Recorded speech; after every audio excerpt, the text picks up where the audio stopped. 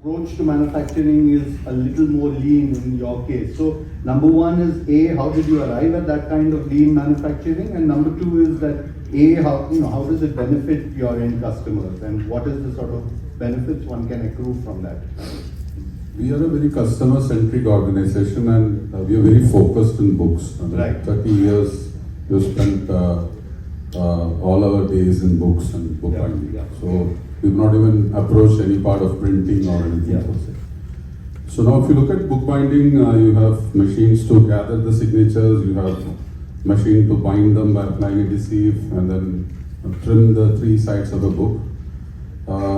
There is nothing in common between any of these elements. And at any given point of time in our designs, including what is required for some of those old models as well as the new ones, we would be having more than 10,000 components. Yeah.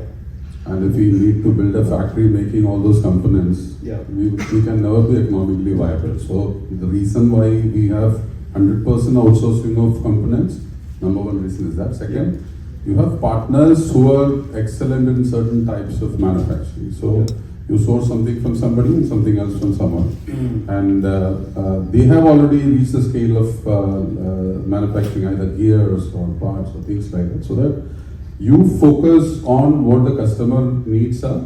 You be very flexible with your design, engineering, and have a large group of partners, because it's a huge ecosystem, and the whole thing helps you grow also, because it gives you a lot of joy having to work with a larger ecosystem just than our own team inside the office.